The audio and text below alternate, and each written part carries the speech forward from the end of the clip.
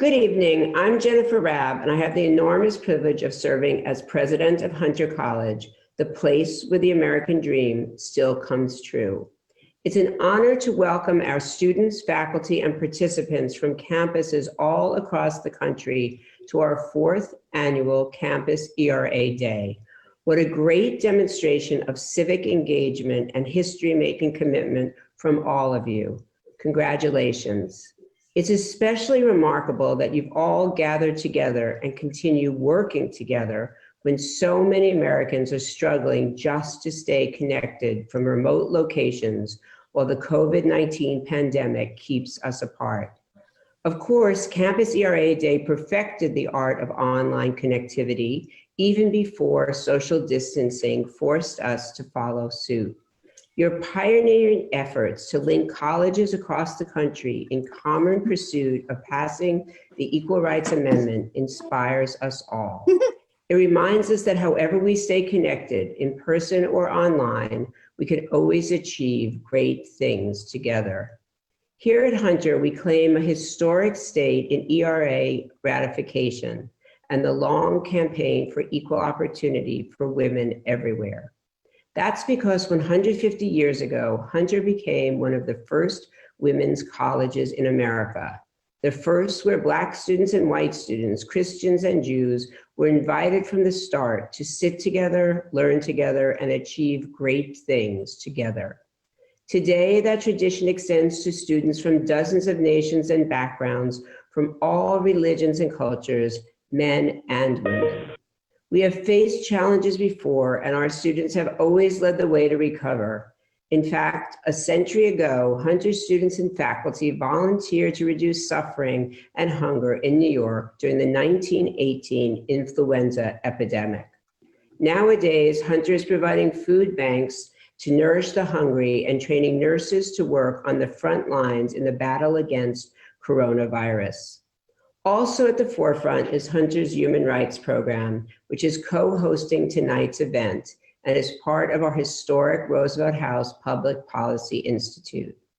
Roosevelt House was once the home of the First Lady of the world, Eleanor Roosevelt, one of the greatest champions of women's rights and human rights in the 20th century. True, Eleanor came late to support of the Equal Rights Amendment, but as the late New York Congresswoman Bella Abzug, class of 1942, once put it, Eleanor was an instinctive feminist. Most of her work was for the advancement of women, whether it was in peace or in politics. More recently, it was here at Roosevelt House at Hunter that Congressman Jerry Nadler, soon after becoming chair of the House Judiciary Committee, publicly announced hearings on the ERA, the first such hearings in 35 years. Campus ERA Day has been an integral part of the efforts of the ERA Coalition to move the amendment forward. We are so proud of how committed our Hunter students are to getting the ERA ratified. Their commitment shows they live the Hunter motto, mihi cura futuri, the care of the future is mine. Thank you all for caring for our future as passionately and as effectively as you do. Today, the opportunity to care for the future extends from here in New York to all the cities and campuses tuning in today.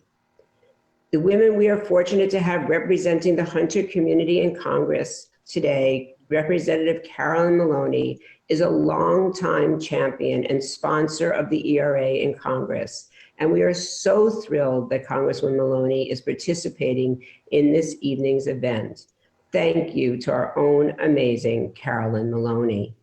And special thanks to all of this evening's extraordinary participants, Brooklyn-born actress, singer, and activist, winner of the UNICEF Spirit of Compassion Award, Alyssa Milano, Dr. Pat Spearman, a state senator from Nevada, a member of the Virginia House of Delegates, Jennifer Carroll Foy, Illinois Assemblyman Steve Andersson, the director of Generation Ratify, Rosie Couture, and Linda Coberly, chair of the ERA's Coalition Legal Task Force.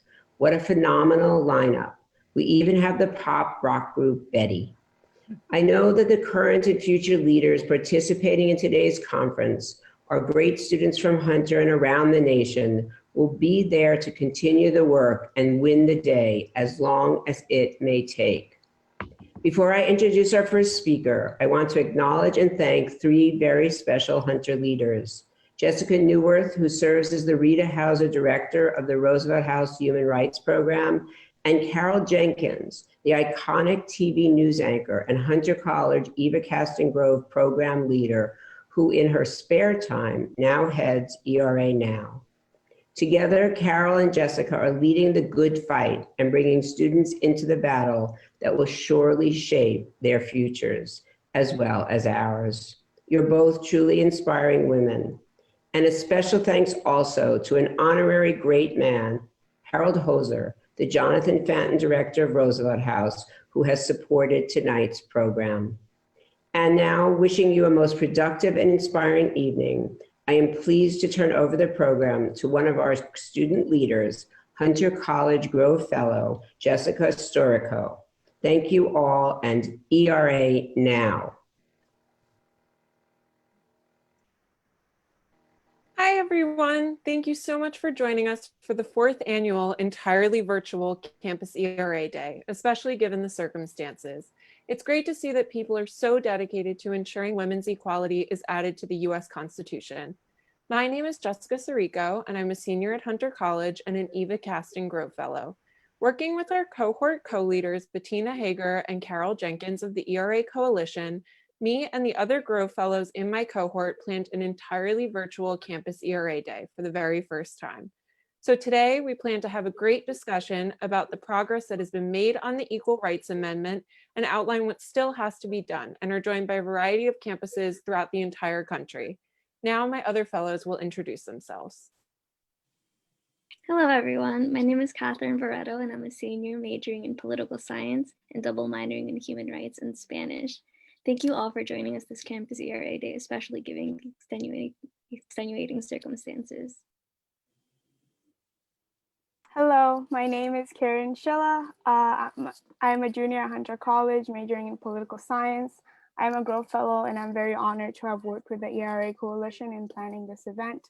Thank you so much for joining.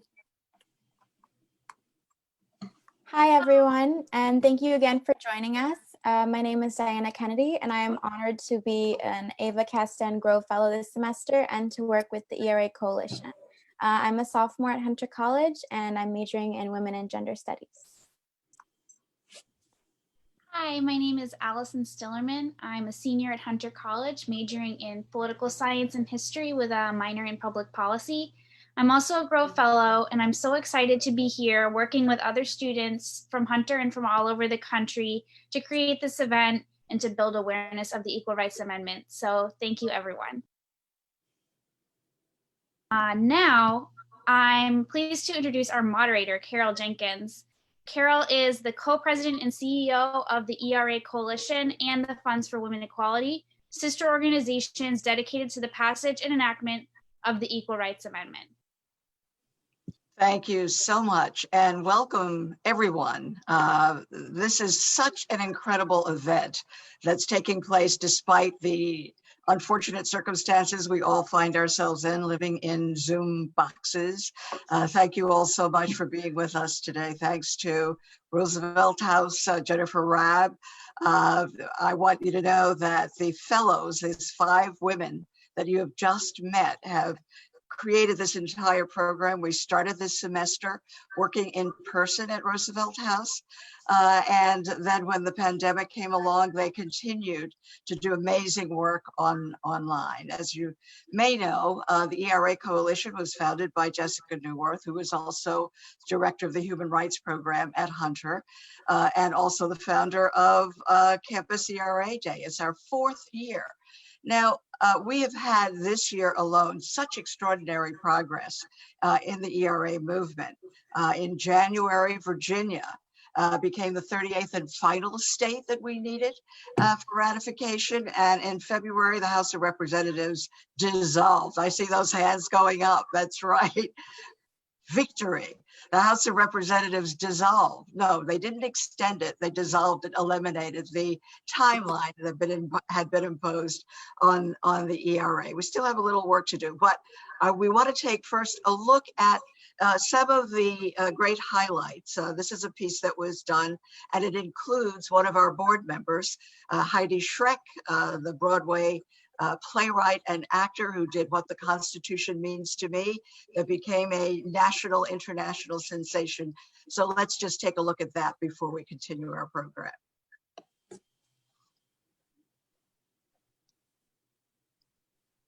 It's been 100 years since American women got the vote, almost 50 since they gained access to abortions.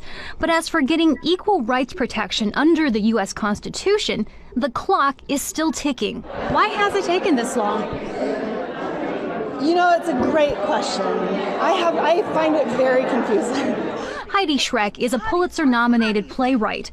Our bodies had just been left out of this document from the beginning. Her work, What the Constitution Means to Me, tells the history of domestic violence in her family. Had there been an Equal Rights Amendment when it was first proposed, I guess, 97 years ago, I believe that the laws related to domestic violence, related to sexual assault of women, would have been different. I believe that the women in my family would not have needed to suffer the way they had to suffer. The proposed Equal Rights Amendment was drafted in 1923. It took 50 years for its language to clear Congress, but it wasn't ratified by 2/3 of U.S. states, which is required by the Constitution, until the year 2020.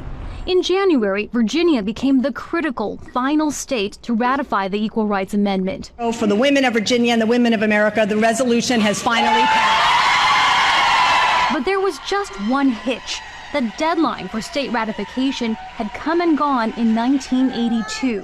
And the Trump administration says that makes the proposed amendment void. Democrats in Congress are pushing for its addition to the Constitution regardless. Delays and distractions will not slow our progress because there can be no expiration date on equality.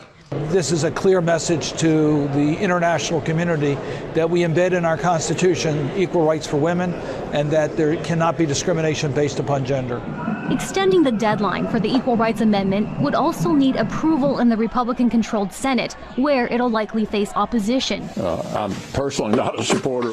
Some conservatives fear it could lead to more abortions or even outlaw separate-sex bathrooms.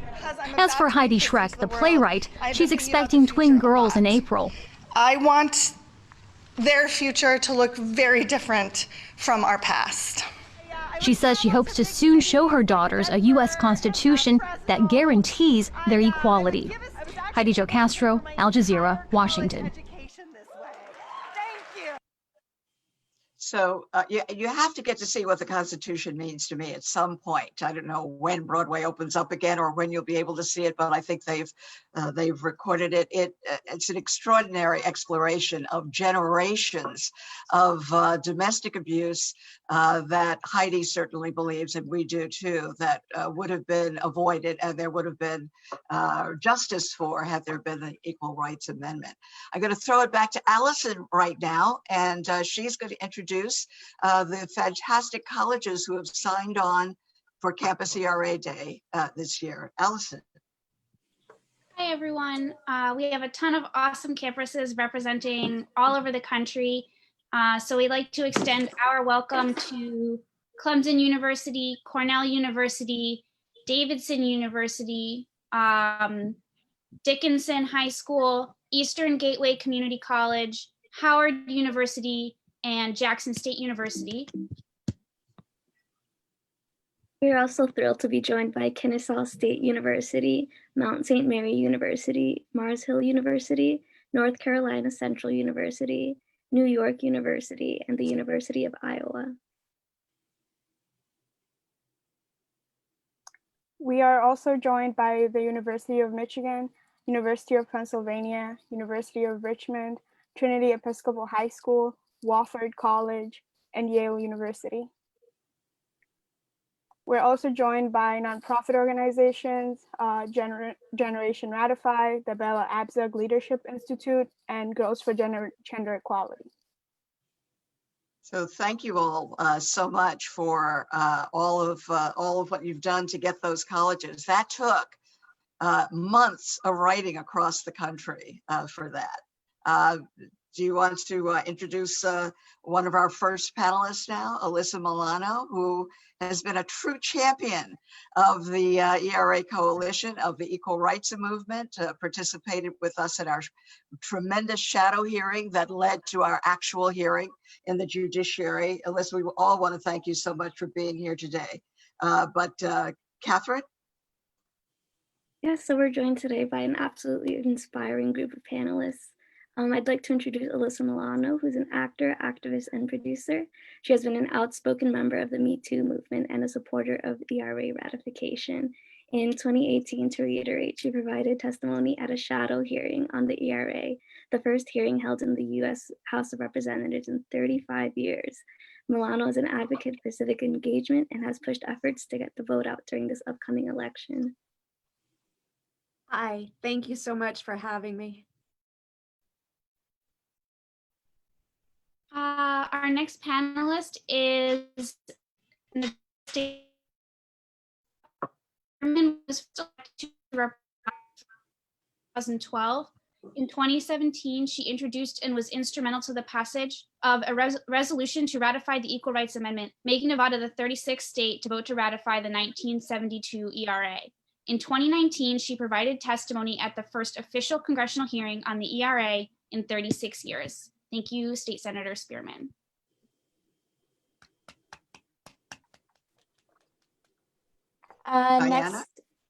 Next we have Steve Andersson.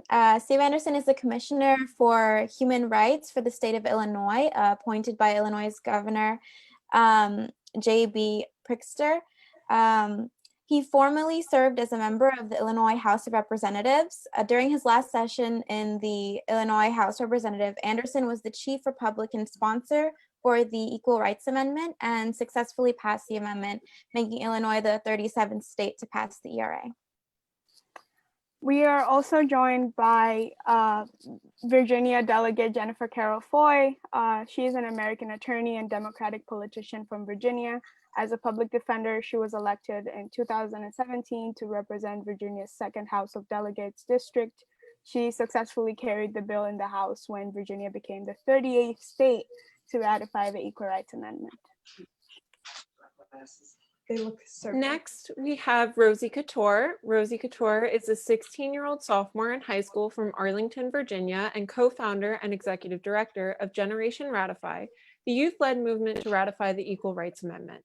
Through mobilizing youth to advocate for the ERA on both the federal and state levels, as well as connecting kids to campaigns to elect pro-ERA candidates, Generation Ratify works to amplify the voices of young people in the movement that will enshrine gender equality into the Constitution. We also have Linda Coberly, who serves as chair of the ERA's Coalition's legal task force and leads her firm's pro bono efforts to support ratification of the ERA. Linda is the chair of Winston and Strawn's appellate and critical motions practice and serves as a managing partner of the firm's oldest and largest office. She provides advice on strategic legal issues at all stages of litigation, informed by her time as a clerk for Justice Stephen G. Breyer and for Judge Douglas H. Ginsburg on the DC Circuit. Finally, we're joined by Congresswoman Carolyn Maloney. She was first elected to Congress in 1992. She's the U.S. representative for New York's 12th Congressional District and a member of the Democratic Party. In 2020, she was elected to serve as the first woman chair of the House of Oversight Committee. She's a decades-long ERA champion and has introduced Equal Rights Amendment in every congressional section since 1992. Thank you all so much. What an incredible group of panelists we have here today. We're going to start with our Grove Fellows, who will do the first round of questions. To everyone, we just personally want to say thanks. We've seen you out there in the trenches working so hard in every single way. And here you are with us here tonight. Please go ahead, Catherine. you have the first question. Yeah. So the first question would go to Alyssa Milano, and it's, do you feel as though the Me Too movement has been a catalyst for support for the ERA? And if you could be so kind to talk about the relationship between these two movements.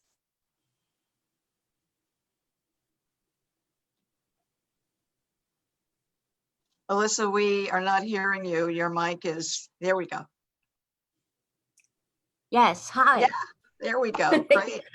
First, I want to thank the ERA Coalition and Hunter College and all the panelists and the incredible fellows for organizing such a special event. For me, the reason why I learned of the Equal Rights Amendment, I think I was like the 80% of the public who thought that women had protections in the Constitution. And I was shocked to find out that they didn't. And through my research, I kept getting this question when I would do press about the Me Too movement, like, what comes next? What comes next? And it was tricky because, I mean, I think we're still learning what comes next with the Me Too movement. And there is no perfect language or rules to follow yet. But to me, this is what comes next. Equality in the Constitution for women. And when I bring this up, people always say, oh, women have protections in the Constitution. And I say, oh, really? What amendment protects women in the Constitution?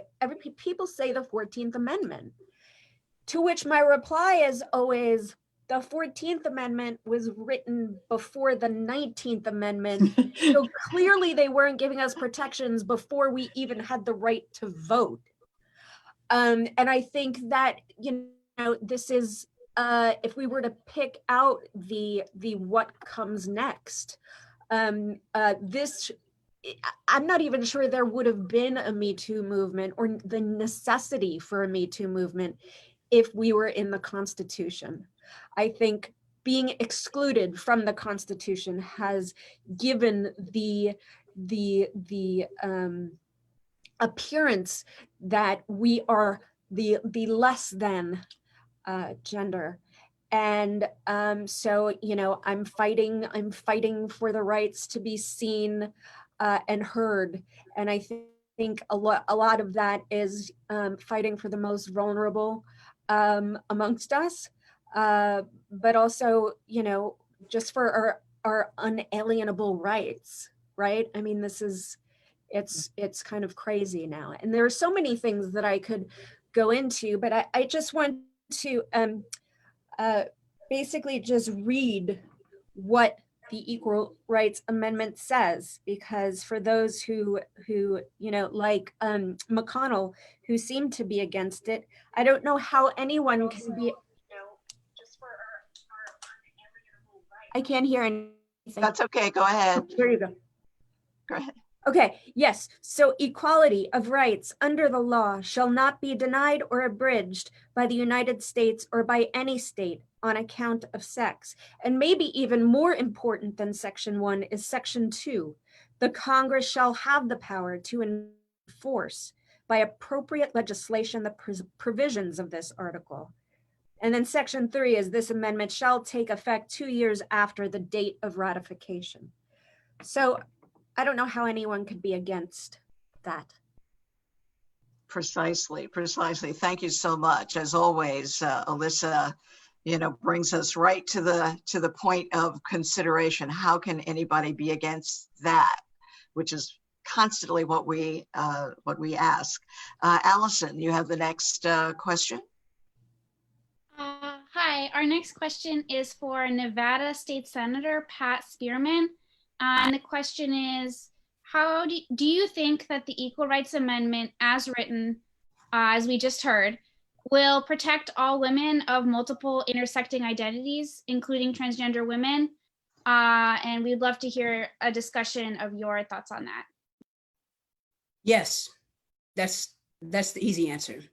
As I listened to Alyssa talk, and just the discussions that have been taking place about the Equal Rights Amendment, and those on the other side always answer with a one-word, give a one-word answer, and that is no. And I always want to respond, there are no big words here. There are no big words here. There are no big words. There are no, multi-syllables where you have to try to figure out what that means. Is it Latin for something else? There are no big words here. And so it's very easy to understand, and you have to make a conscious effort not to understand that this is about equality. And it's about equality across the board. It's about equality for women, period. It's about putting into the Constitution that gender cannot be used as a reason or a way to discriminate. I always wonder why they want to make something so difficult. And then I have to go back to the fact that I've been a woman all my life. I've been Black all my life. Somebody told me to apply to another race and I got a 2-word answer. And one of the answers was no. So I've been Black all my life, and I'm convinced I will be Black until the day that I die. And so having those two things and being a member of the LGBTQ community, I understand what discrimination means, and I understand what it does to someone. I understand what it does to the personhood of someone who is not secure in who they are and how God made them. And so what we're really talking about here is equality across the board. And for those, as I've said before, for those who have been born in privilege, they don't understand what we're talking about. If they've always used their privilege to enter doors, to go into rooms, to be accepted without having to explain why they're there. They don't understand, they don't get it. Thank God there are some who were born in privilege, but still have understood that it's important to make sure that every creature that God has made that walks the face of this earth, especially in this country.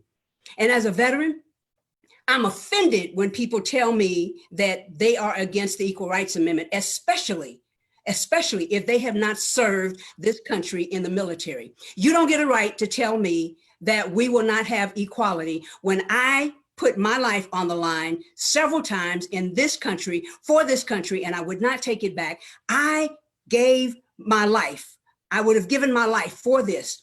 And so for anyone to say that they are against it and they have not served, I say, give me a call me up, and we can discuss it. And I'll explain some things to you, as they would say in Texas. Thank you so much, Senator Spearman. I see Alyssa and others applauding, right? Anybody brave enough to call Pat Spearman and ask her, about that? She comes from so many angles and rights to demand equality. Diana, you have the next question.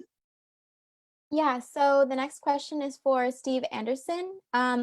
Being that so many of your Republican counterparts are against the ERA, what do you think has been the difference in your interpretation of the ERA from theirs? What clicked for you that hasn't for others? So thank you very much for having me on. And by the way, one of the things that I always have to suffer with is going after Pat Spearman. Man, every time, because Nevada got to do it 36, we're 37. So we're always after Pat, and I can never do it as good as Pat does. So thank you, Pat, for being here. But thank you for letting me participate in this. To your question, I would say that there's two things that I have been successful at in changing people's opinions on the Republican side of the equation. The main one is the abortion question, right? Ooh, the big abortion question, big and scary. And there has been a calculated and complete smear job on this issue with the ERA. The idea was back with Phyllis Schlafly was she figured out she probably couldn't sell killing the ERA on things like I want women to be, on a pedestal, that wasn't working real well. So she picked something that she thought would work really well, which is to tie it to this concept of abortion, which a lot of people have very good faith, genuine opinions about. Problem with it is it's a lie. It's a bold-faced lie, this association between abortion and the ERA. They have nothing to do with each other. What Alyssa Milano, she read it. Did you hear anything in there about the right to abortion? Yeah, there wasn't anything, and there isn't anything. So what I've spent my time on, and in fact, when I was running the bill in Illinois, the hard part was spending a lot of time with my Republican colleagues just to break it down. There's an old saying in politics, which is, if you have to explain, you've lost. Well, the problem is something like the ERA, once you get past the 24 words of it, if you have to break something down, a lie that somebody else created, it takes a lot of work. And so what I did was I took them hand in hand, one by one, to be able to get to change people's mind. I used my own reputation for that. You know, I used their belief in what I had to say and that I'm not feeding them a line to be able to do that. And the other thing that was so important was the simple passion for the simple prospect of the Equal Rights Amendment. And when you show them how important it is, because if you take that abortion question out of it, how in God's name can anybody be against this? Anybody, unless you really do want to hold women back. I suppose if that's your position, all right, then I guess you should be against it. But assuming most people, if not all people, aren't feeling that way, man, there's nothing left but the passion for a good thing, for the cause, you know, of elevating all of us to an equal station. I've often talked about, people ask me, why are you into this? Are you doing it for your daughter, for your wife? Well, sure, yes, but I have a son too. I'm doing it for him too. Because what happens is when the only people making decisions are old white guys who look like me, the only source of their information is the background that I grew up with, right? Probably pretty similar to a bunch of other old white guys. However, if you bring in people of color, if you bring in women, if you bring in the LGBTQ community to that same boardroom, the universe of ideas that people can come up with explodes. It just explodes with opportunity. So instead of figuring that I got all the answers, which I know I don't, I know that we all, though, do together. So that's why this is so important. And thank you again for having me on. Steve, thanks so much. And we're so glad you're on our side. We really appreciate that. We need you, Steve. Thank you. Right. We definitely need you. He's terrific. Kieran, you've got the next question. Yes, my question goes out to Jennifer Carroll Foy. So Virginia had a Democratic majority in the House of Delegates and the state Senate when the ERA was ratified. Do you think states with Republican majorities have a chance at ratification soon? If you could unmute. Okay, there we go. There we go. Great. The Zoom lifestyle. Yes. So I am optimistic that states with Republican majorities can get it done. I am optimistic because I have to be. We can't just stop at 38 states. We need the 39th and the 40th and the 41st, and we need to continue on because the fight hasn't been won, right? And we want to send a message with resounding answer that women's equality is paramount. It's at forefront. We're not going away. We won't take a back seat. We won't take no for an answer. We are here and we will be heard. And so in order to do that, we have to know that every single state that has not ratified is up for grabs. And we need to treat every single one as if we can win, right? When you get into a fight, you never go into a fight being defeated. You never go into a fight thinking I'm going to lose this one. You go in armed and ready and as best prepared as you possibly can. You arm yourself with the facts.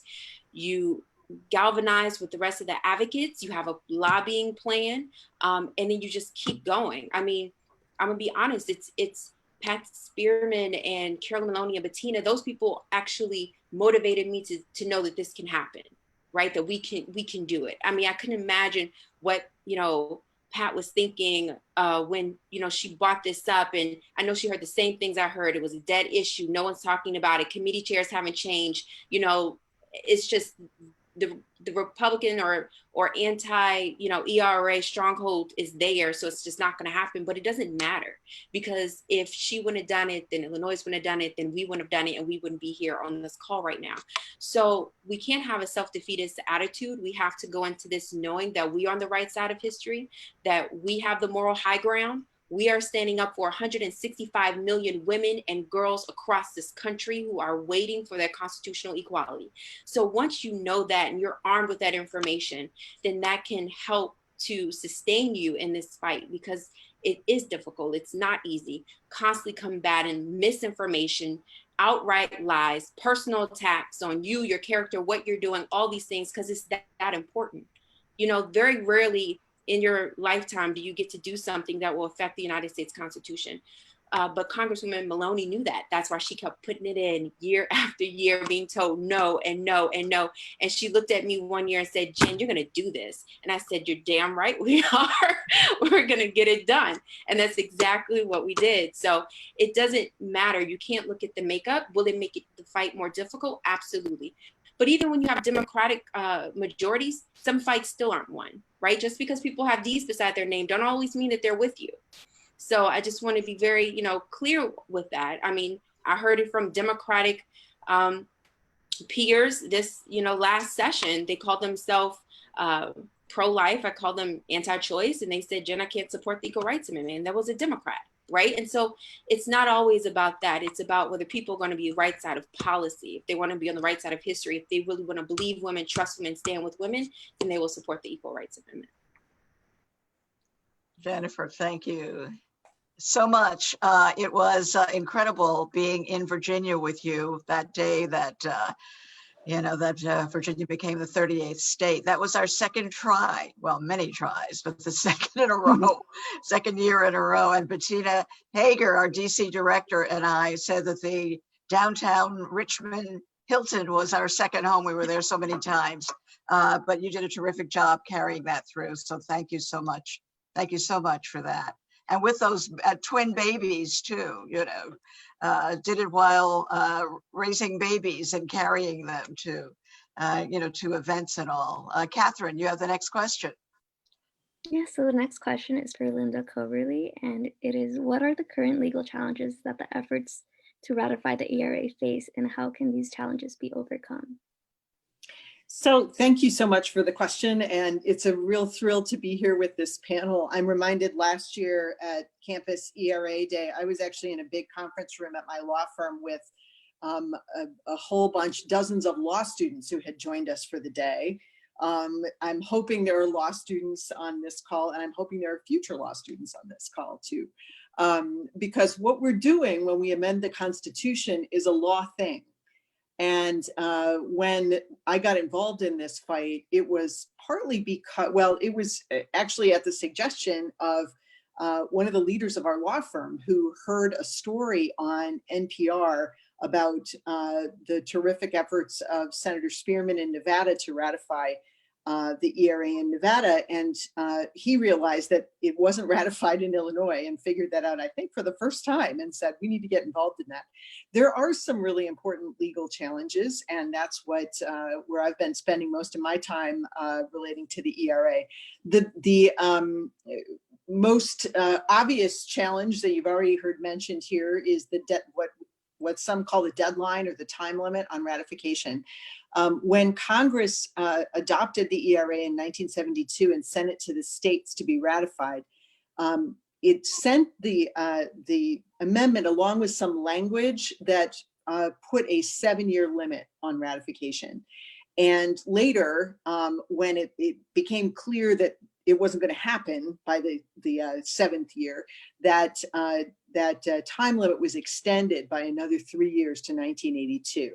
So there are a couple of issues that are associated with the deadline. One is, can it be removed? And the answer is yes. And that's what Congress has been working on. That's what our lobbying efforts in Congress have been focused on in the last year. Congress put that time limit in the preamble to the amendment. It's not part of the language that all the states have been voting on. So, and because of that, that means Congress can change it. If it chooses, a later Congress can go back and change it.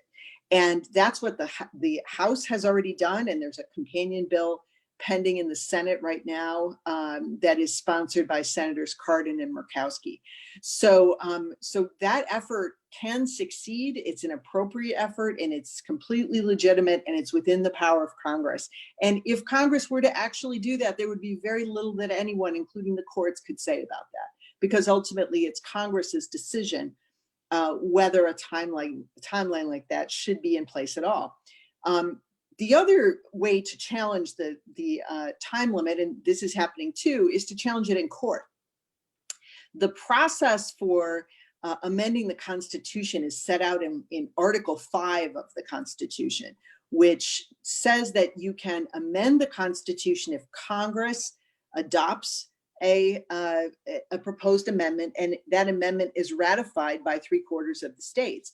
And the Article 5 says that the amendment becomes part of the Constitution as soon as it is ratified by 3/4 of the states. It doesn't say anything about time limits or 7 years or anything like that. The practice of putting a time limit on amendments didn't actually start until the 20th century with the Prohibition Amendment. And our most recent amendment to the Constitution is called the Madison Amendment. It was actually proposed by James Madison, and it took 203 years to ratify. It didn't have a time limit on it. So the argument to make, and the argument that is being made now in lawsuits, including one in Washington, D.C. that was brought by the Attorneys General of Illinois, Virginia, and Nevada, argues that the time limit that's on the ERA can't possibly stand in the way of the effectiveness of the amendment, because the effectiveness of the amendment depends on the Constitution. So that's the argument, and that lawsuit's pending right now and is going to be heard by the court later this year.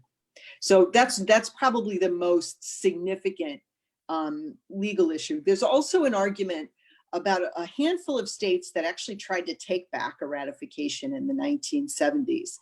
And those states, there are 5 of them. 4 of them tried to rescind a ratification, and 1 of them just tried to limit the ratification earlier. And on that issue, the precedent is very strong. There's really good historical precedent for the idea that once a state ratifies, it can't take the ratification back. The state's only job is to either ratify or not. It's a yes or no question, and it either happened or it didn't. And just because a later legislature disagreed with what an earlier one did, they can't take it back. In fact, the 14th Amendment became part of our Constitution at a time when 2 of the states that had voted to ratify it had also voted to try to rescind their ratification. So that's a very powerful historical precedent for the idea that rescission doesn't work. So those are the 2 big legal issues. There are very strong arguments on the pro-ERA side of them, and you hear those arguments both in Congress and in the courts.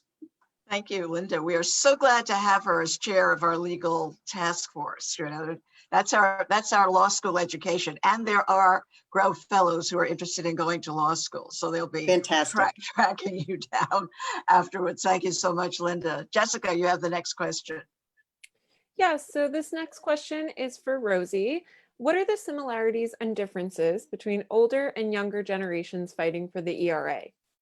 Yeah, so this is an awesome question. And to kind of start off, I think in the ERA movement, the one thing that really unites people is that we want to ratify the ERA. And then outside of that, there are so many differences of opinions, whether it's strategy for the actual ratification of the amendment, why we need it, what it will do, what issues need to be brought up in the conversation. So I think that every person and organization and community all has a different role to play in its ratification. And I think like that could look like many different things, whether that be battling in court or grassroots organizing in states that have yet to ratify.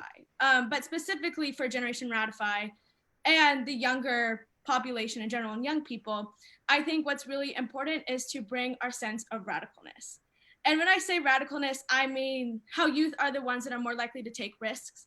We're more likely to upset lawmakers and bring up controversial issues and even get ourselves in some hot water with some other ERA activists.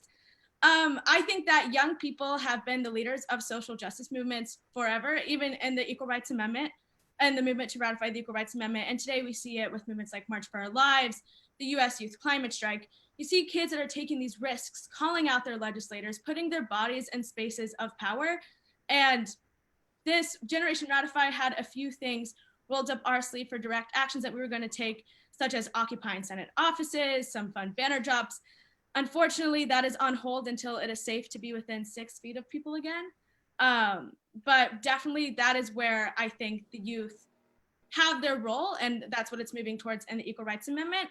And then building off of that, I think a big difference between older generations and younger generations are their willingness to talk about different issues. As I was saying earlier, young people really like to push boundaries and push buttons. And I think this comes down to some of the issues that we talk about. One of my biggest critiques of the ERA movement is how sometimes issues are dismissed or kind of put under the carpet, such as abortion, such as the expansion of rights for the LGBTQIA+ community. I feel like a lot of times those are overlooked and kind of put to the side because those are the more controversial ones, and those are the ones that typical anti-ERA legislators are openly against and openly opposed. So I think what is special about the youth voice, and something that we've been really trying to do with Generation Ratify, is to have those uncomfortable conversations and get the youth voice to bring out those issues. And honestly, keeping away those more controversial issues, that's incredibly dangerous, because those are the exact reasons why young people are fighting for the ERA and why we all care about the ERA, and they must be put at the forefront of our movement if we want the ERA to do what we really intend of it. Thank you so much, Rosie. When I first met the group, we were at the University of Virginia Law School in Richmond, and a group of the Generation Ratify young people came up. They are putting our feet to the fire every single day, making us live up to our commitment to the work that needs to be done. So Rosie, sophomore in high school, I want to see you 10 years from now in the White House, right? You may be a little young for that, but you're headed in that direction. Headed in that direction. Thank you. And because of you all, we will have the ERA. So thanks so much for the work that you're doing. Karen, you have the next introduction. Yes, my next question is for Congresswoman Maloney. How was the conversation around the ERA changed since you first arrived in Congress in 1992? Thank you for that question, and I'm thrilled to be here, honored to be here with the Generation Ratify and the Campus Action Day and all of these outstanding leaders and across America that have brought us to this point, particularly the ERA Coalition, Carol Jenkins and Jessica Newworth. You've done an incredible job, and we're so grateful for your leadership. And the leadership of Pat Spearman and really Carroll Foy. And I understand she's running for governor, and Steve Andersson. It would not have happened without your leadership making it happen. Well, the way it's happened is that it's a serious, the conversation has changed because we're going to ratify it this year, and it's going to be part of the Constitution. And we're very close to achieving that. So the conversation has changed dramatically. When I first went to Congress, it was treated like, oh, this will never happen. And we had last year the first congressional hearing in 36 years, the first one in 36 years. We had some shadow hearings that Alyssa Milano testified out and brought such great support for it, and others spoke out at it. And we continued to raise the issue, but within the halls of Congress, it was not taken as a reality. Well, having a hearing places you on the agenda of Congress. And what led to that was a Democratic majority in the House after many years. And what led to the Democratic majority was, I would say, the Women's March, all of them, and the Time's Up, Me Too, all of these movements that helped elect a record 135 women to Congress. And that made a huge difference. Not only did we have the hearing, we passed it. We passed the bill to take the time limit out of it. And to just give an illustration of how the conversation has changed, I remember being at a hearing where they were talking about a woman's right to affordable access to contraception. And I noticed there wasn't one woman on the panel. So I asked the question, where are the women? And it went viral because they said no woman was as qualified as the men. And I said, every woman is more qualified to talk about her health and her body than any man. But it was an afterthought. It wasn't thought about as the first thing or the second thing or the third thing. Well, now we, with 131 women, when we decide to back something, we have a stronger collective voice. We're much stronger. In this Congress, we also passed a bill that I authored years ago for paid leave for the birth of a child, parental paid leave in the House and Senate, signed into law, paid sick leave, daycare. We even passed the Women's Museum, which I'd worked on for many years. I always thought it was hard to empower women if you didn't even recognize them. I found out it's the only museum looking at the substantial contributions of women, not in Washington, but in the whole country. So a number of forces are coming together. Pat Spearman, you inspired us beyond belief, as did Illinois with Senator Andersson, and then Carroll Foy in Virginia. It was so exciting to see the 38th state ratify it. And now we're involved in these legal challenges that Linda Conley has pointed out. But it's so important. Equal pay for equal work. When I went to Congress in 1992, women were paid 80 cents to the dollar. Well, guess what they're paid today? 80 cents to the dollar. And I did a report when I chaired the Joint Economic Committee that looked at what does this mean to women's lives? And this underpayment led to lower pensions, lower Social Security, lower IRAs, everything else, so that women are the largest group of people living in poverty in our country. So I truly believe we will never have equal pay for equal work until we have the Equal Rights Amendment, because then you can enforce it. You can enforce it in the law of the land. We've passed many bills, but they haven't been enforced. So passing it is critically important. One other example, our rights should not be left up to the whims of who's the president or who's the speaker or who's got the majority. It should be bedrock in our Constitution. I had the privilege of working with the great Patricia Schroeder on a bill that banned female genital mutilation, mutilating a woman's body. Well, this bill was overturned last year in a Michigan court. Can you imagine? Unbelievable. If you had an Equal Rights Amendment, they wouldn't even think of mutilating a woman. Why should women be mutilated? It's just terrible. So there's so many examples. I could talk all day. I just want to tell you that I am thrilled to be here with the young people at Hunter College and other panelists. And I thank Linda Conley for her words. She will be defending us before the Supreme Court soon. We will all be there with her. And I truly do believe that it will be added to the Constitution, and at long last, equal will truly mean equal. We've waited long enough, and we need to be in the Constitution, or our rights will never, ever be protected. Thank you so much, Congresswoman Maloney. I'm with you. I believe it. We all believe that that's going to happen. And Linda, I can see you before the Supreme Court right now, right?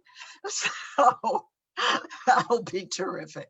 We're going to open up the questions now to some of our colleges who have joined us. And Courtney Twig from Mount St. Mary's College in Maryland has the first question. Courtney, are you there? She's joining now, I'm told. So thanks so much for being with us.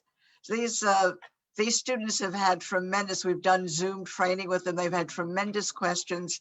So Courtney, thanks so much for being with us today. And you've got the first question from our colleges. Awesome. So I'm really excited to be here. My question is, it's for all the panelists. Why do you all think it continues to take this long to grant equal legal rights to women who now make up more than half of the American population? In a world created by men and for men, is the answer as black and white as the patriarchy, or is the answer much more convoluted than that? Whoa, the patriarchy. Who wants to start with the patriarchy? Alyssa, you must start with it. I think Steve should start. I can Okay, well, we'll give you first crack at it, because I know in social media you have a few words to say about the patriarchy. Yeah, I mean, I've often wondered this as well, but I do think that there is a system that's been put in place that is not one where women are given the same opportunity to succeed. And whether that be the patriarchy or something else, I think what we're seeing and feeling right now is this shift, this social shift that usually will come before a legal shift.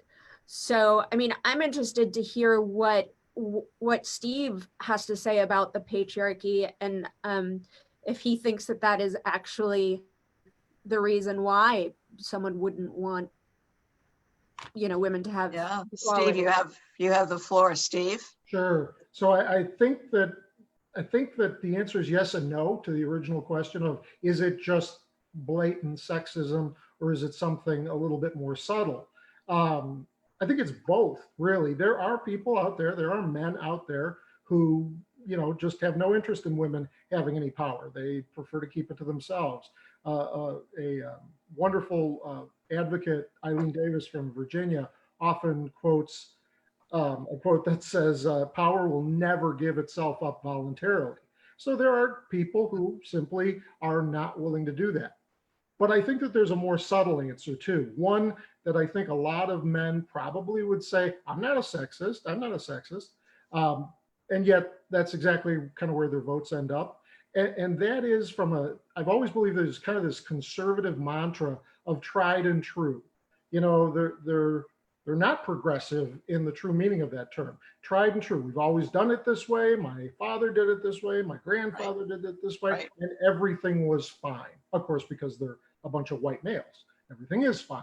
So I think that what happens is this tried and true mentality, even if they don't mean it, even if they're not doing it because they're out and out sexists, that concept is, why are we changing everything? A lot of these people, a lot of these men, I think that they're very afraid, quite frankly, of how society changes. And this is another piece of that amongst many.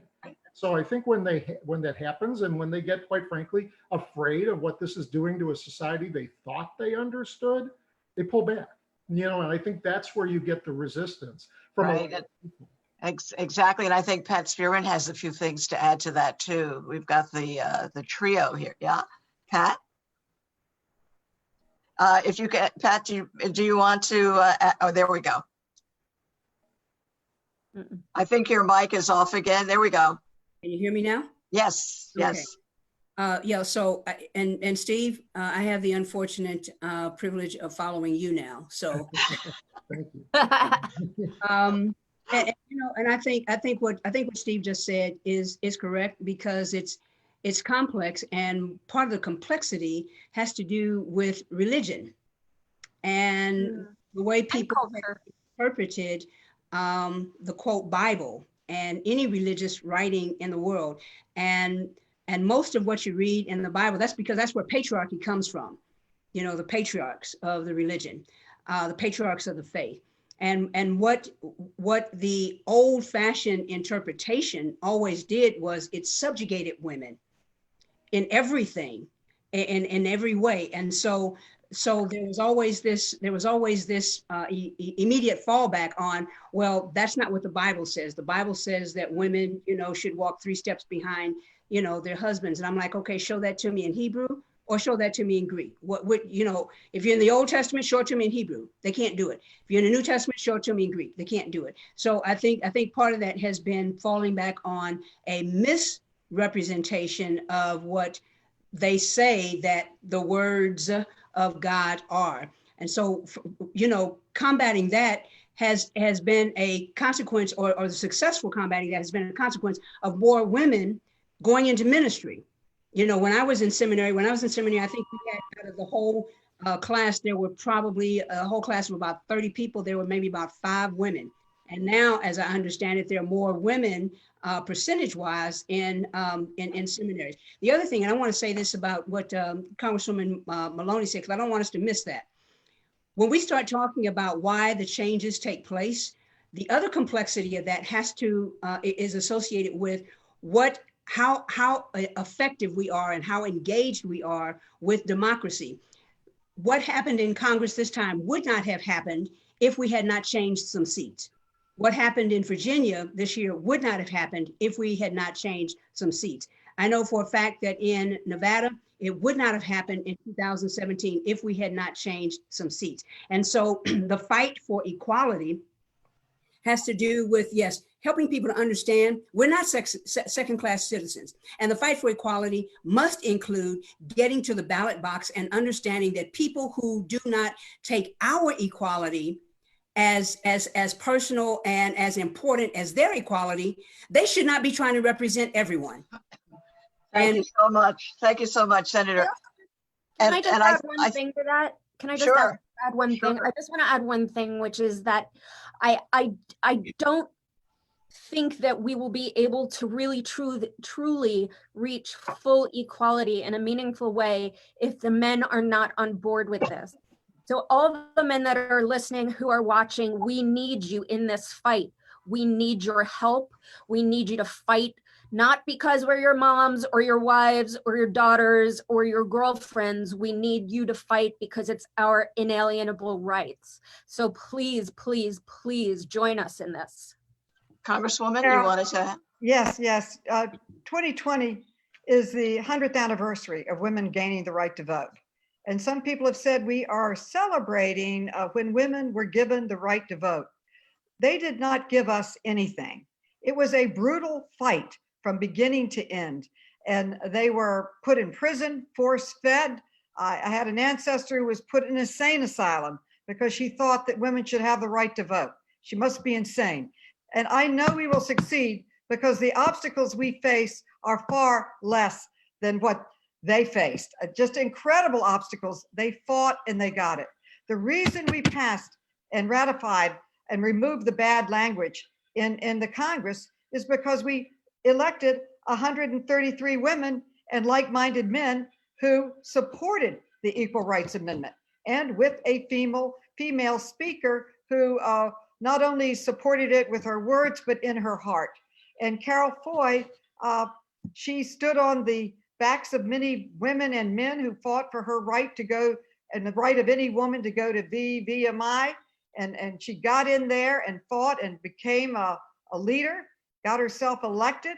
And she has the same strategy that we all need.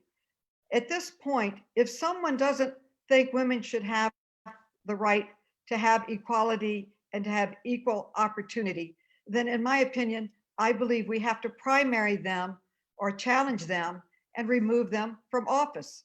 That's exactly what happened to this Congress. We had 133 women, the largest majority ever in history, run against conservative Republicans and conservative Democrats who did not believe in these ideas that women should be treated equally, and we removed them from office.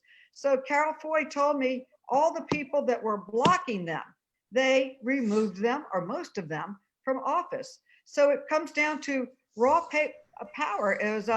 As State Senator Andersson said, no one gives up power easily. So this is a fight. This is a fight for our rights, and there will be opposition, and it will be deep and it will be strong. But our support, our grassroots, our hearts and our minds will be stronger. I truly believe that in 2020 we will prevail and we will become part of the Constitution, and equal will truly mean just that. Equal. Thank you so much, Congresswoman. And thank you, Courtney, for that question. Provocative, got some great answers from that. We have another student, from Dylan Erickson from Clemson College in South Carolina. Dylan, I think we're promoting you to, here we are, Dylan is with us, so you can ask your question. Thanks for being with us. Yeah, thank you so much. So my name is Dylan Erickson. I'm a senior at Clemson University in South Carolina. And like the rest of the country, the citizens of South Carolina largely support constitutional protections against discrimination on the basis of sex. And in our state Senate, we've even had a bipartisan push for the state to ratify the amendment. But at the same time, we're represented by people like Lindsey Graham, who's the chair of the Senate Judiciary Committee and has gone on record vocalizing his opposition to the ERA, both for legal reasons, but also because of like what Representative Andersson talked about, the emphasis on how abortion relates to the ERA, which is something he adamantly opposes. So my question, and again, this really goes to everyone, has two parts. The first is why an elected official like Senator Graham would continue to oppose the ERA despite bipartisan support in his state.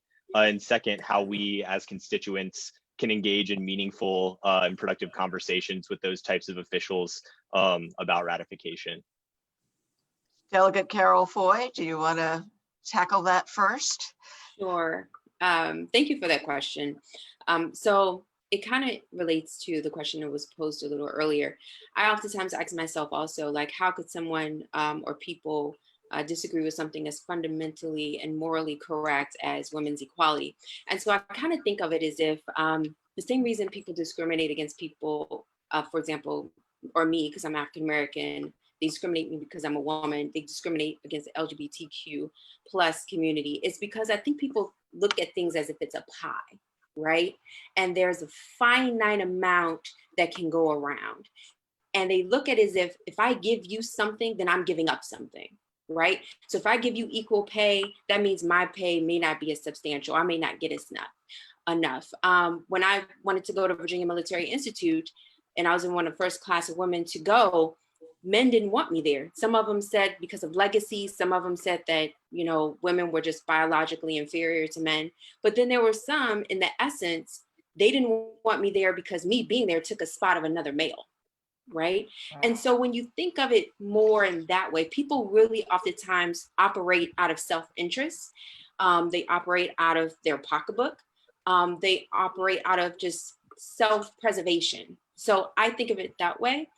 And some people say that might not be the best way to look at it, but it's a way to me to take some of the other things out of it, like the angst and the hatred and the bigotry and the sexism and the misogyny. Not saying that doesn't exist, because it does, but fundamentally people just believe that if I give up something, if I give you equal rights, then I'm giving up something. There always has to be, in order for there to be a hierarchy, someone has to be at the bottom, right? And so that's something you see people play and do very well, making sure there's someone at the bottom. If it's not African Americans, it's Mexicans. If it's not Mexicans, then it's Muslims. If it's not Muslims, it's someone, right? And so when I think of it like that, that's what we're really talking about. And so it's hard to have conversations with people when they're all about self-interest and self-preservation.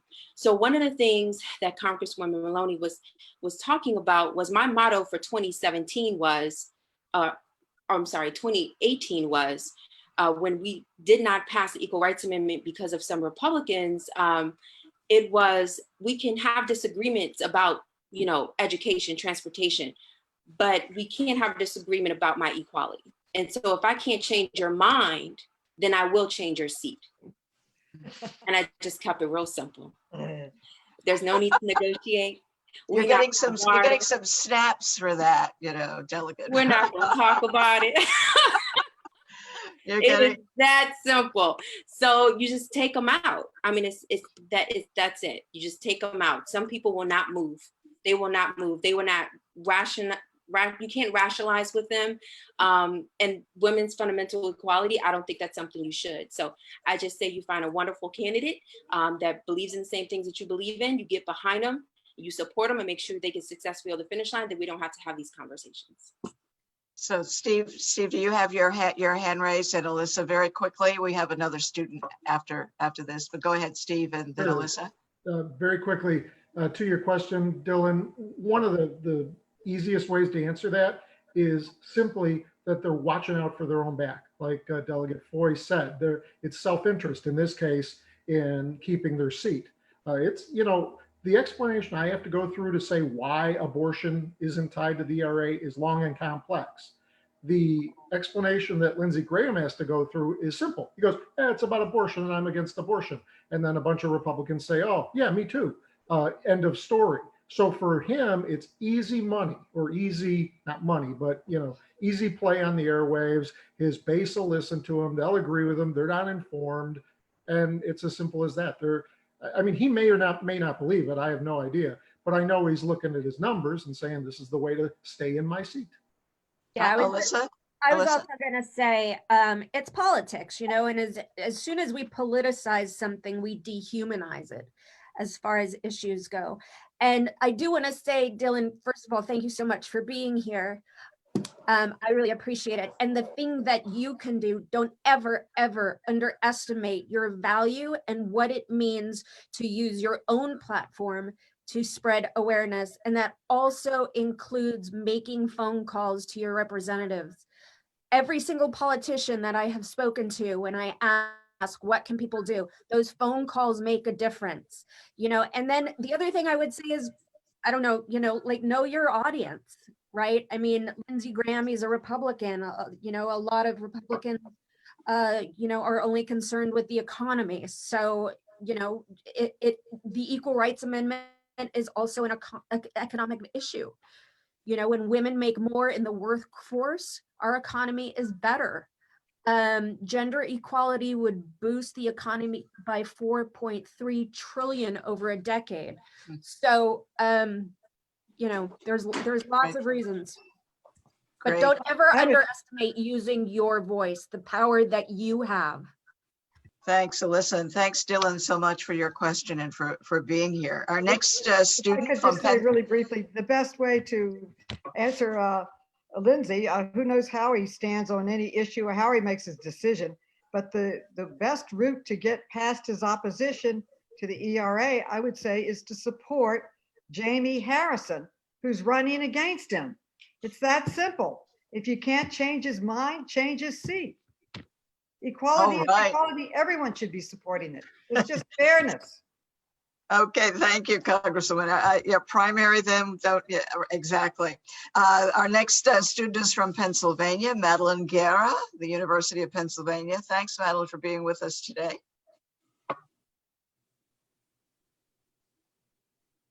There we are. Thank you. Hi, good to see you. My name is Madeline Guerra. I'm a graduate student at the University of Pennsylvania and living in West Philadelphia. In Pennsylvania, one of our senators, Bob Casey, has endorsed the resolution, while Senator Pat Toomey has not. And he has repeatedly voted against the Paycheck Fairness Act and against the reauthorization of VAWA. But we cannot, unfortunately, vote him out anytime soon. I wanted to ask Senator Spearman, how were you able to work with Republican legislators in your state to see that the ERA is a truly bipartisan issue? And as the resolution is meeting the Senate, how will proponents are planning to get Toomey on those like Toomey on board? So in 2015, when I first brought the bill, it didn't get out of committee. And I was up for re-election in 2016, and I ran on ratifying the ERA. And one of the reasons I wanted to do that is because I wanted everyone to know how serious I was about making sure that Nevada fits the world. This is a place where inequality cannot stay. The other thing that I wanted to do was I needed to make sure that my win would be significant. And I think I won that year, I think 2016, I think I won 69% of the vote. And so it was, you know, Democrats and Republicans. And I wanted to make sure that that happened because I could then go back and say, my win was not a squeaker. And there are people at least in Senate District 1 in Nevada who believe in this. The other thing that I wanted to do, and I went back to some of my colleagues who pull the, you know, well, it's about symbolism and it's about, you know, abortion. And so when I made my statement on the floor in 2017, I took apart the whole argument about symbolism. I said, those of you who are married, if you look at your left hand, your third finger, that is not your spouse sitting on your hand. It is a symbol that somewhere you have a spouse. And every day in this chamber, what we do, we stand after the prayer, we stand and we turn and we put our hand across our heart and we pledge allegiance to the flag of the United States of America and to the republic for which it is a symbol. And so don't tell me that symbols are not important. And I just took apart that argument. Now, there were still a lot of people who just didn't want to vote for it. And I say someone convinced against their will is of the same opinion still. I'm going to go with the goers and do with the doers. And so those who want to go with us for equality, that's what we're going to do. And I worked on I worked on two women, one in the Senate and the other one in the Assembly, because their strongest, they wanted to vote for it, but they were convinced by some of their constituents that it was about abortion. And once I took that argument apart from them and said to them these words, there are a lot of people, this is one time in history where we can affect for generations to come. And so what I'm asking you to do, in your heart of hearts, stand with me on the right side of history, and don't stand with others who are misinformed and want to stay that way, because you're either going to stand on the right side of history or you're going to stand on the sidelines and watch us make history. So it was a matter really of going directly at the arguments. Thanks so much, Madeline, for that question, and Pat, Senator Spearman for as always, a great answer. Our next student from Washington, D.C. is Amina Sanusi from Howard University. Amina, as you get promoted to question rank here on our screen.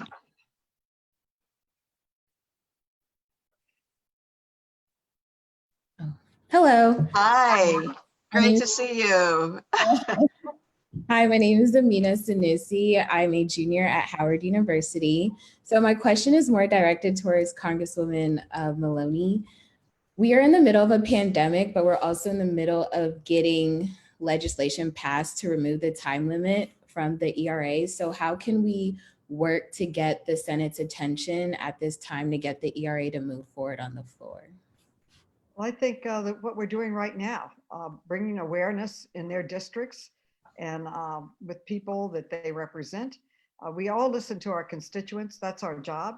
So all of us have an opportunity to reach out to our legislators and support their decision in support of the ERA, or try to inform them and educate them. As Senator Spearman so eloquently said, she kept using the arguments to put the word forward. I have great respect for any bill that can get that fragile flower of consensus and pass the United States Congress. It's very difficult. It would have, if it was easy, we would have passed it years ago. And we have a huge challenge in the Senate. McConnell, who is the leader of the Senate, has said he will not support it. So that's a huge hurdle, as well as we do not have a lot of bipartisan support in the Senate. We had strong bipartisan support in the House. We had a large contingent of Republicans who voted for it. But we just have to keep chipping away. We have to keep working on it and keep informing. But it's very important. Everybody has a role to play, particularly if you are represented by a senator who does not support it.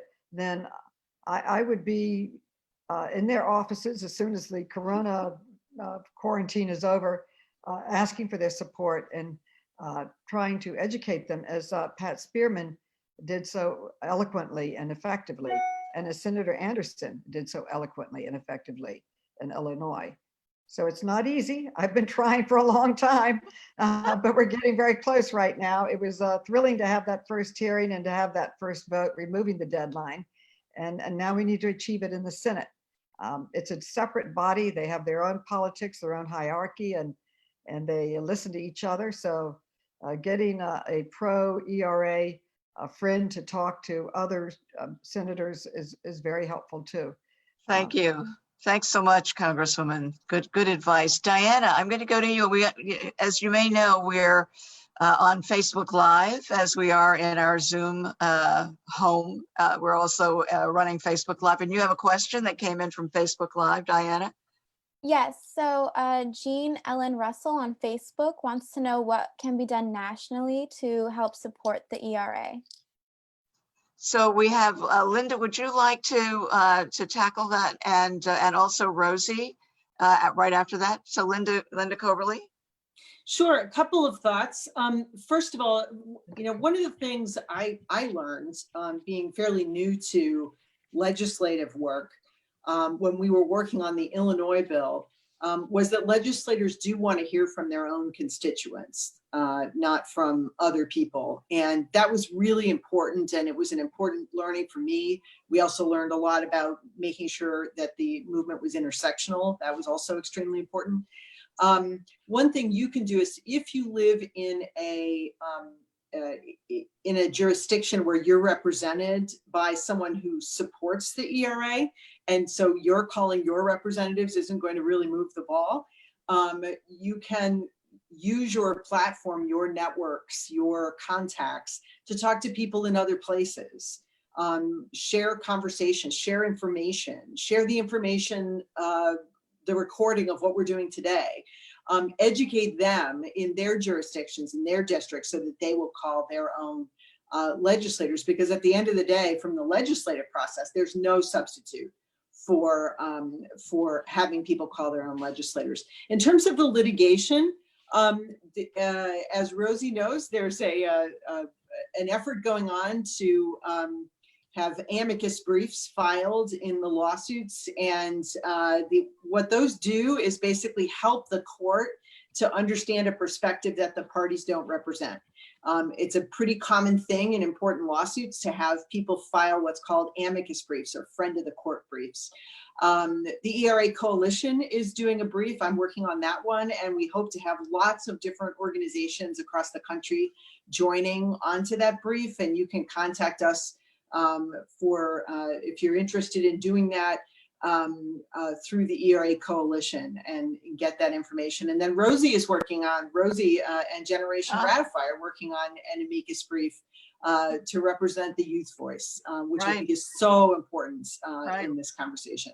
Rosie, you get the last word, as well you should, no offense to any of our other participants, but high school sophomore with a national organization fighting for the ERA. What do you have to say about that? Yeah, so we are working on our own amicus brief. Unfortunately, there's not a lot of ways that people can get involved with crafting that. I am learning so much about that process, and I'm guided by some amazing educated adults. But what you can be doing is calling representatives. And in fact, Generation Ratify is setting up phone banks where you can call other people to call their representatives. And that is something that we're working on coming out with. We expect it to be done in a couple of weeks. But also, Generation Ratify also has a big focus on electing pro-ERA candidates, and we are definitely focused on the Senate. Although the fight is not over, the election is something to look to, because if we can elect that pro-ERA majority to the Senate, it'll make our fight that much easier. And this is text banking, phone banking. We have a lot of opportunities on our website, generationratify.org. We have a campaign called Elect Equal Rights, all about electing pro-ERA senators, or the Senate is our focus this year. But lots of opportunities to take action. Yeah, Rosie, I urge everybody to go to generationratify.org. You'll learn a lot there about organizing online, since we're all online. I want to thank everybody so much for this wonderful conversation. The broadcast is not completely over yet, but I'm going to turn it back over to Catherine, I think, who's got an important message for us. But our sincere thanks to all of you for being on and for sharing your insight and for the hard work that you do on the ground, in Congress, in the houses, your legislative houses and all. You're all terrific. Thank you for being here. Catherine Barretto. Thank you, Carol. Thank you. Thanks. So Catherine. Okay, so now we are going to play a video message sent to us by Senator Ben Cardin of Maryland, who is a lead sponsor of SJ Res 6, the joint resolution to eliminate the deadline for the ratification of the ERA. Terrific. Hi, I'm Senator Ben Cardin of Maryland. Thank you for your interest in how and why we need to guarantee women in America equal rights. Around the world, history has shown that how a society treats its women is a barometer for how or if a country succeeds. America is the only modern democracy in the world that does not have equal rights for women written into their Constitution. As our country navigates through the worst pandemic to strike in a century, we see more vividly how inequities can have dire consequences. Vulnerable communities are being disproportionately impacted in what is truly a circumstance of life or death, particularly seen along divisions of race and class. Women, especially women of color, who continue to face inequalities, are the majority of the impoverished in this country and are disproportionately impacted by the economic hardship caused by COVID-19. Women are especially vulnerable in this crisis due to domestic violence when home is a dangerous place and shelters and other support services are less accessible under the current circumstances. America was built on a promise of equal rights, but to this day our Constitution does not explicitly prohibit discrimination against women. I know, like most people, you may be surprised to find out that in 2020, equality for women is not part of the Constitution. Well, since 1972, actually long before that, we've been trying to get this done. As of this year, we finally have 38 states that have ratified an amendment to the Constitution, the Equal Rights Amendment. And momentum is building in Congress to act and pass an amendment that I authored to remove the arbitrary deadline that was set long ago. This is where you come in. The ERA represents one key element in the efforts to establish a more just society and end second-class status for women. We need college students to raise their voices and demand their members of Congress support the ERA. We need you to urge your family and your friends to get involved. We need you to help correct the omission of the past so that our nation's future can be more just and more equitable. Thank you, and please stay safe. Thank you so much, Senator Cardin. And now, Kieran, I'm throwing it to you. Yes. So I would just like to take this opportunity to thank the panelists for joining us this evening. The panel was engaging, vibrant, and motivating. Organizing and executing this event into fruition was a wonderful experience, and we are glad we were able to reach so many students and faculties across the country. We truly appreciate the time and energy that you devote to making the event such a great success. It's inspiring that you're all using your platforms to advocate for the rights of women and girls all over the country, and we have made a lot of progress in the fight for equal rights. We intend to go all the way. Thank you. Thank you so much. And Jessica Sirico, explaining this beautiful thing you have on your screen. Yeah, so as we come close to wrapping up this wonderful event, we encourage everyone to visit www.eracoalition.org/advocacy map, as you could see on the screen.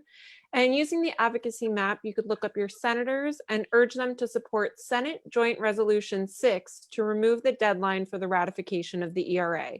And me and the other fellows want to reiterate our thanks to all of our panelists and everyone for participating and urge you to take this important action to further the ERA. Thank you very, very much. Okay, and I think that is it for us. We go out with, I don't know, anybody too young or too old to know about Betty, the rock pop group. They have created this particular song for us to close out our day today. Again, thank you for all of our panelists, for our Grove students, to Bettina Hager, my co-leader for this program, who did a fabulous job this year with this program. Now introducing Betty to take us out, and thank you. We'll see you again next year with the ERA.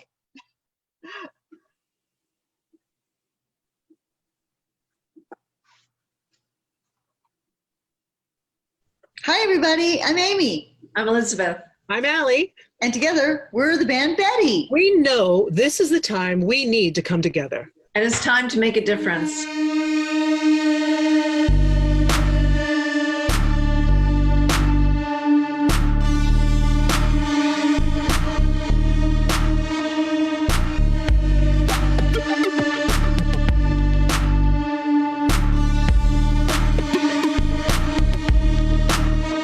If I say nothing, do nothing, close my eyes, pretend to see nothing, nothing's gonna change, nothing's gonna break, nothing's gonna give, nothing's gonna make a difference, nothing's gonna make a difference.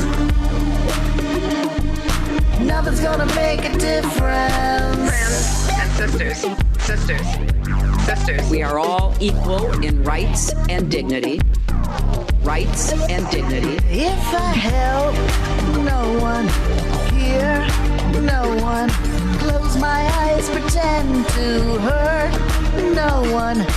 No one's gonna change. No one's gonna break. No one's gonna give. No one's gonna make a difference. No one's gonna make a difference. No one's gonna make a difference. Friends and sisters.